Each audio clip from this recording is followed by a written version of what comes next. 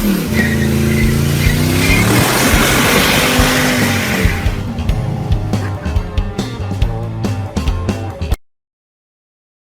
right, Eric, what we got going on over here? Hey, we got all kinds of stuff going on here. This is a 2000 GMC short box regular cab chassis, and we did a C-notch on it. We gave the rear end a little bit more room to come up on here, and then we got everything all stripped down right now, wire brushed. It was a super clean, rust-free body.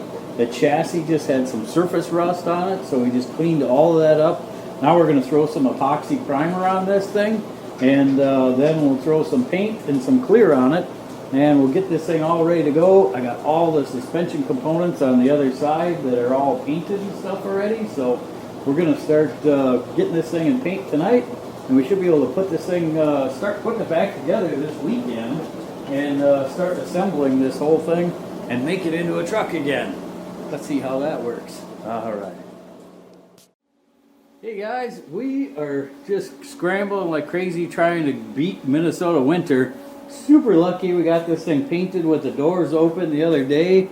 Got the chassis all painted, and did a lot of different techniques on this chassis actually to get it painted to look like this. Because of the way that the metal is, it gets really coarse and pitted and mill scaly, and it turns out really blotchy looking if you just painted it gloss. So what we did is put it down with epoxy primer first.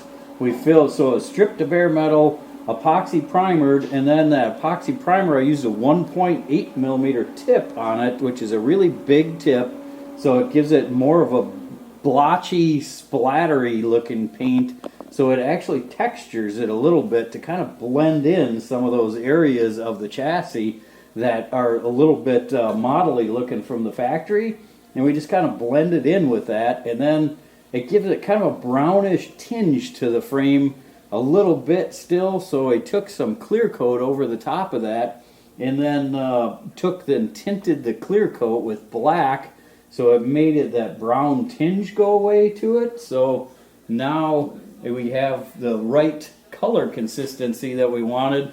But still, it was I started out with a shiny clear, and with that shiny clear, it really makes it look blotchy because of the difference in texture. So then we took and put a flattening additive in the clear, a host of color flattening agent, and we just started taking the shine down a little by little until I had the right material, the right mix in it to give it kind of a satin appearance.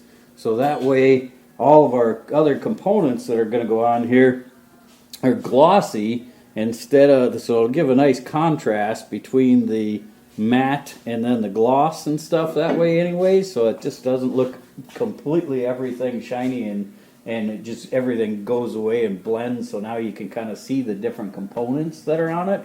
So we got all these parts and pieces right here hanging. All of those are all cleaned up and painted, and as you can tell, I was really into models as I was a kid, and this is how models worked when I was a kid. You just break off the little plastic tab and you got your new part to put on the model.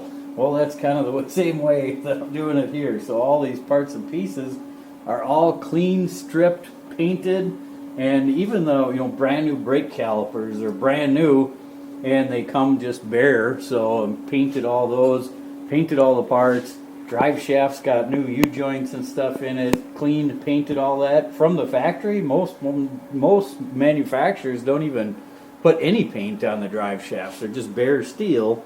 So I like to see everything finished, smooth, clean, painted, and everything's going to go on here. I want it to look like brand new. I don't want it to look like there's a bunch of old rusty crap on it and stuff. So this is going to go on our 2000 GMC two-wheel drive short box pickup, and we're going to put all these parts over here on the table on it as well. We got headers going onto it. We have a supercharger that we're going to put onto it as well, and then this motor that's on the stand over here was out of my 63 Bel Air that I crashed into a wall, or into a pole. So we're going to take that motor apart.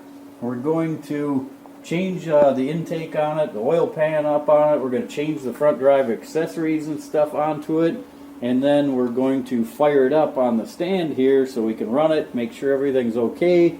We got no oil leaks, everything's good, oil pressure and everything else. And then we're going to mate it up to the transmission that came out of this truck. We're going to use that, all kind of a mismatch of parts and pieces and everything. But this is going to all be together in one vehicle here within the next couple of weeks. So stay tuned for that. You're going to like to see what's coming up next.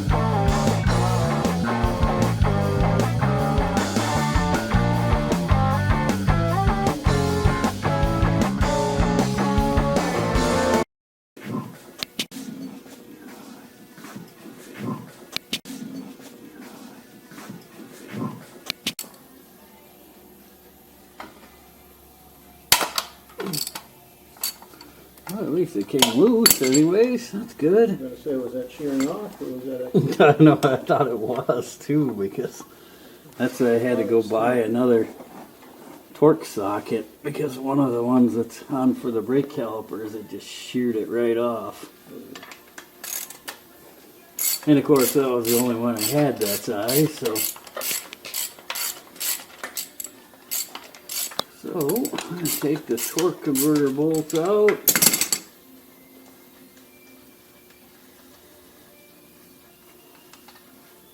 And to the GM engineer, whoever you decide to frickin' do that, that it's almost the same size as an Allen head that fits in there really nice and snugly too, but it's not an Allen head, it's a Torx.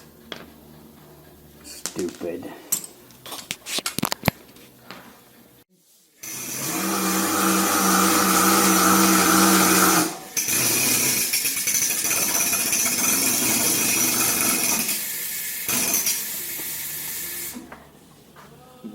Down or up? Nowhere.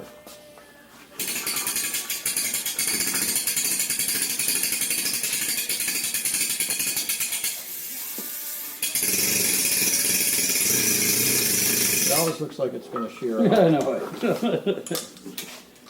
There we go.